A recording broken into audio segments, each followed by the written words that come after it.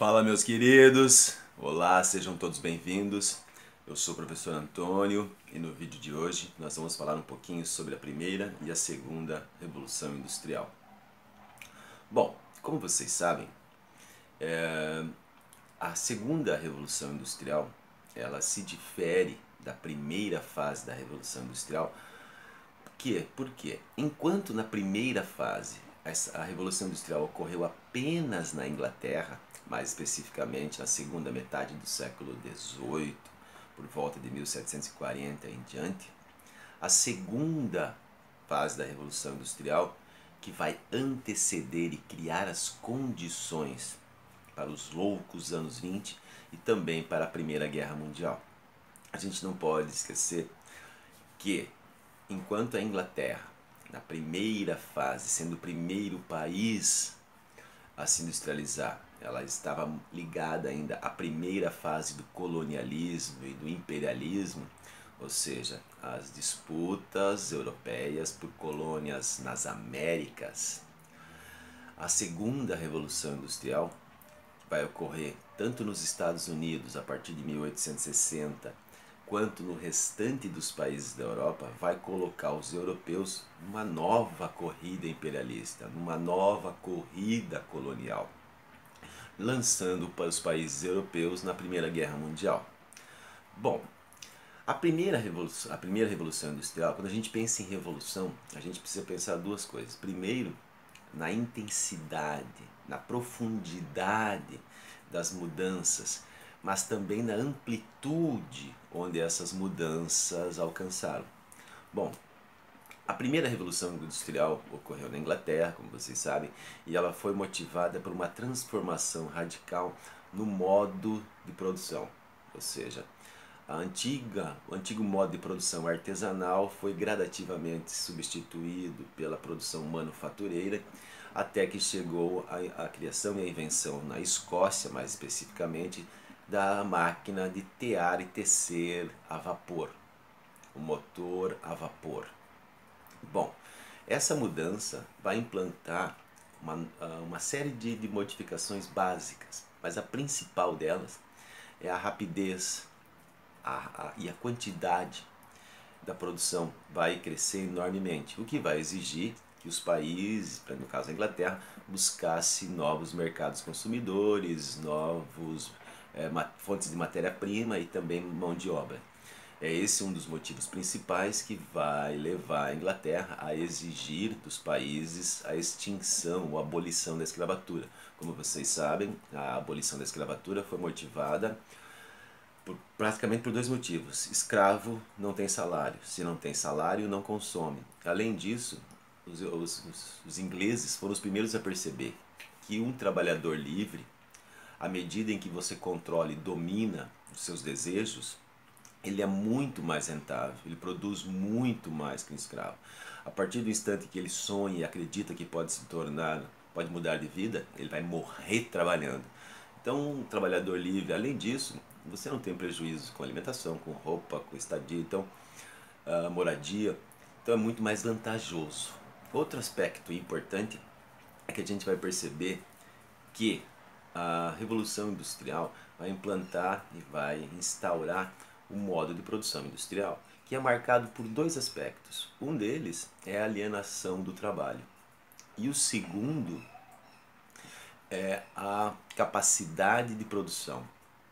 Se de um lado nós temos um processo de divisão do trabalho, um horário sistematizado e organizado, onde o indivíduo agora precisa se deslocar até as fábricas. Vamos começar a ver o surgimento das grandes cidades. A Inglaterra vai ser um dos primeiros países a enfrentar problemas climáticos gravíssimos. A quantidade de fumaça que as máquinas inglesas lançavam isolavam a cidade, impedindo que a luz do sol, a quantidade de fuligem que se respirava no ar. A Inglaterra também vai ser um dos primeiros países a enfrentar chuvas ácidas. Esses centros urbanos vão criar os primeiros guetos, os primeiros cortiços, as primeiras os BNHs, como a gente costuma chamar aqui. E também, ao concentrar essas pessoas, vamos começar a enfrentar problemas como saneamento, como questão de transporte, como os problemas que toda grande cidade começa a enfrentar. Bom, quando a gente fala em alienação, nós falamos em 3 níveis. E é importante a gente perceber e comparar com o processo e o modo de produção artesanal e também compreender como é que se dá o processo de transformação do modo de produção manufatureiro para que a gente possa compreender a divisão do trabalho que se instala na indústria. O trabalho artesanal, primeiro que o produto não é feito em série. Além disso, todas as etapas do processo produtivo são concentradas na figura do mestre artesão.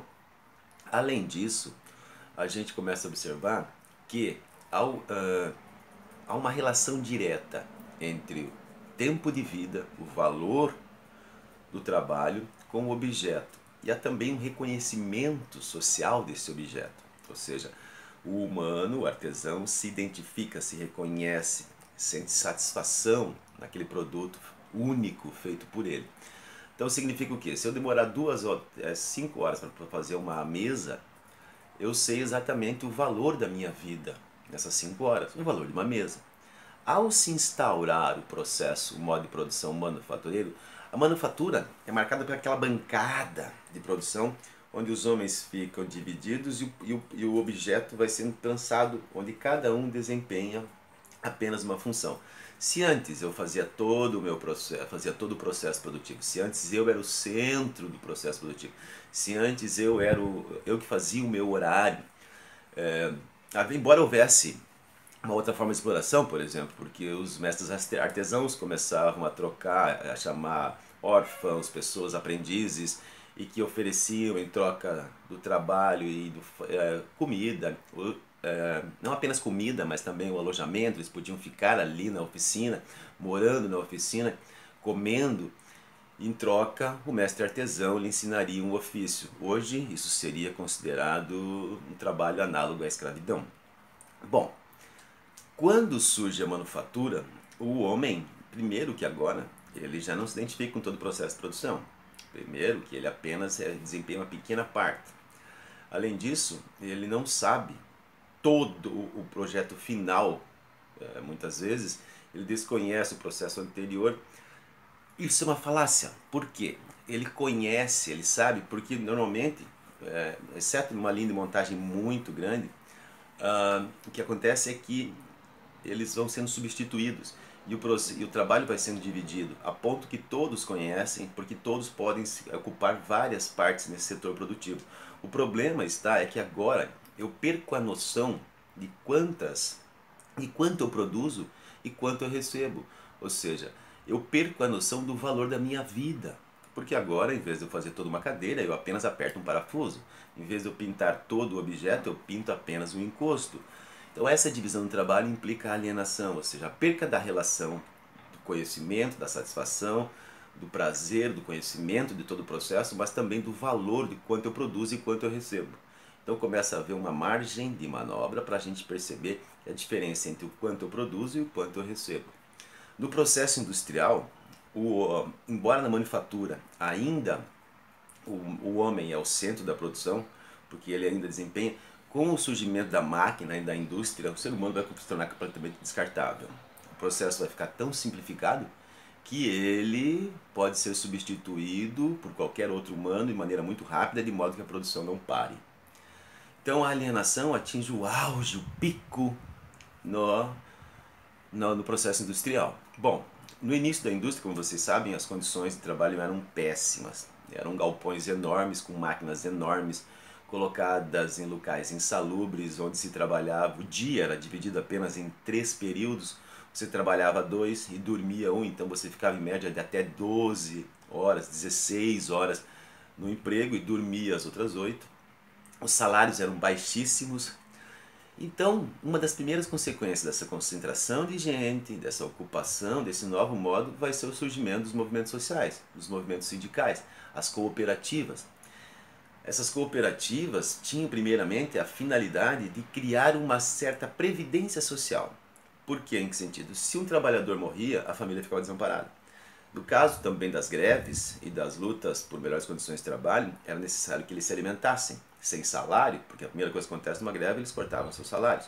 Então era necessário, essa previdência social vinha justamente, uma caixinha que era cobrada pelos parceiros do sindicato, para que eles pudessem alimentar uma família enquanto o responsável por isso estava doente, quando ele morria, quando eles estavam em greve. Então é importante observar que os movimentos sociais também vão estar vinculados ao surgimento dessa mudança no modo de vida, no modo de produção industrial. Bom, como vocês sabem, a Inglaterra foi o primeiro país, então ela saiu na frente dessa corrida colonialista, e a gente vai perceber que a Inglaterra vai ser a principal potência econômica e marítima até o final da Primeira Guerra Mundial. Ali, a gente vai ver que a economia americana vai dar um boom, que vai ficar conhecido como os loucos anos 20, que vai desembocar na crise de 29. Bom, se a Inglaterra se industrializou em 1750 aproximadamente, os Estados Unidos e os outros países da Europa vão se industrializar em 1864. Na Pensilvânia, e o que marca essa segunda fase da Revolução Industrial? Primeiro, a descoberta de novas formas de energia. Basicamente, a energia elétrica, que vai modificar bruscamente a vida dos homens, e por outro lado, a descoberta do petróleo. A gente vai ter o desenvolvimento do Fordismo como modelo de produção. Então, se na primeira fase a energia que movia as máquinas era o vapor, nessa segunda fase agora vai ser o petróleo, a energia elétrica. Então a segunda fase vai atingir basicamente os Estados Unidos e os outros países da Europa. Esses outros países da Europa vão, seguindo os passos do modelo inglês, começar a buscar e a disputar novos mercados consumidores, novas colônias e nova mão de obra. É por isso que agora, em 1864, boa parte dos países europeus vão se encontrar em Berlim e vão assinar aquilo que fica conhecido como o Tratado de Berlim. O que é o Tratado de Berlim? Os belos e senhores dirigentes dos países europeus sentaram em volta de uma mesa em Berlim, pegaram o mapa da África e simplesmente começaram a... Essa parte é minha, uma parte para você, uma parte para mim. Uma parte para você, uma parte para mim. O que vai resultar disso? O novo colonialismo. A ocupação da África e setores da Ásia. Como vocês sabem, essa brincadeirinha de divisão dos países africanos não respeitou diferenças e características geográficas, nem linguísticas, nem tribais, e muito menos os países africanos foram convidados para essa divisão. Essa disputa vai criar as condições para a Primeira Grande Guerra Mundial. Mas isso é um tema do nosso outro vídeo. Bom, em relação aos Estados Unidos, o crescimento econômico, o desenvolvimento econômico vai levar os americanos ao maior boom, ao momento, o auge do capitalismo, chegando ao ponto de o país ser o primeiro a afirmar que quase ele conseguiu absolutamente extinguir a pobreza em seu país. Bom, essa nova revolução industrial que ocorreu nos Estados Unidos, ela vai trazer, em termos de ponto de vista tecnológico, uma mudança absurda, não apenas na energia, ou seja, pela luz, que agora as fábricas, o mundo à noite vai ser, porque o mundo anterior à energia elétrica era o mundo das trevas, da escuridão. Pra você ter uma ideia, as pessoas dormiam média 8 horas da noite, acordavam 5 horas com a luz do sol, às 10 horas da noite no máximo, as luzes que eram acesas como castiçais, com óleo de baleia e outros combustíveis eram apagadas. Então o surgimento da luz elétrica vai modificar ao ponto de causar uma série de problemas. As pessoas vão ficar sem dormir, terão dificuldades para novamente se organizar o seu metabolismo. Mas isso também vai trazer uma outra série de coisas. Vou dar um exemplo. Primeiro, o carro, a bicicleta, o pneu, a borracha, que antes vinha principalmente da seringueira. Nós vamos ter a invenção da locomotiva, nós vamos ter a invenção do telégrafo, do telefone, nós vamos ter agora na medicina o primeiro antibiótico, a descoberta dos vírus, a descoberta das bactérias, as primeiras vacinas. Então a segunda revolução industrial traz consigo uma série de inovações e vai modificar profundamente a cultura dos países europeus e também dos países, dos Estados americanos, de maneira que vai reconfigurar economicamente e também politicamente, criando aquilo que é o sistema econômico que mais dominou e que mais se concentra. De maneira que a gente pode dizer que é o sistema mais totalitário que existe, ou seja, porque ele governa e domina todos os países, que é o capitalismo monopolista e depois o capitalismo competitivo. No próximo vídeo, meus queridinhos, nós vamos analisar um pouquinho como foi esse crescimento econômico, quais foram as mudanças que naquele período que ficou o novo modo de vida americano, ou a Belle Époque. Grande abraço, espero que vocês tenham gostado. Não se esqueçam de ativar o sininho e comentar qualquer coisa, a gente responde, a gente discute, a gente troca uma ideia. Vocês estão todos muito bem-vindos. Grande abraço a todos e se cuidem.